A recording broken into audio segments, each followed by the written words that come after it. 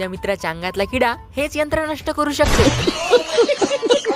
तर नमस्कार मित्रांनो, मी समाधान गुजाडे, तालुका मानोरा, जिल्हा वाशिम. आणि आता सध्या मी पुण्यात राहत असतो. आणि पुण्यात राहता हे पण विसरून गेलो की डोसक्याला तेल पण लावत असते. आणि आज मी जाणार आहोत संभाजीनगरला. आणि सगळ्यात आधी मी निघलो स्वारगेटला आणि तिथून वाकडेवाडीला. बसमध्ये बसल्याच्या नंतर तिकीट काढली आणि तिकीट तुम्हाला असं दाखवत आहोत जसं की त्या कंडक्टरनं त्याची प्रॉपर्टी माझ्या नावावर करून टाकली. आणि नंतर सिल्लोडची तिकीट काढून मी निघलो आपल्या रस्त्यात. गाडी थांबली की सगळेजण जेवणाचा विचार करत असते आणि मी बाथरूम कुठं आहे रे, 2 नंबर लागले.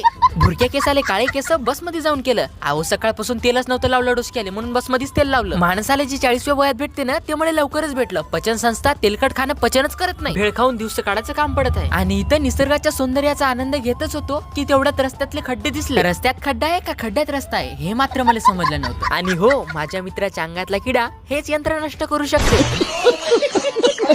आणि छत्रपती संभाजीनगरला पोहोचता सर्व माणसाला माहित असताना बसमध्ये जागा नाही तरी एकमेकाच्या उरावर बसण्याचा प्रयत्न करत होते. नंतर बस स्टॉप वरून निघून आपल्या छत्रपती संभाजी महाराजांना मानाचा मुजरा करून मी आपल्या रस्त्याने निघलो. सुखाचा प्रवास कसा असते हे मला अजिबात माहित नाही. 2 जाडे माणसं आले आणि मलाच दाबून टाक. बरं झालं माझी चटणी नाही झाली. आणि नंतर आपल्या सुंदरमय निसर्गात गुंगून चाललोच होतो की तेवढ्यात या सिल्लोडच्या बस स्थानकनं माझ्या दिमागाची भाजी करून टाकली. एवढा चिखल आमच्या गावात पण राहत नाही तेवढा या बस स्टँडवर होता.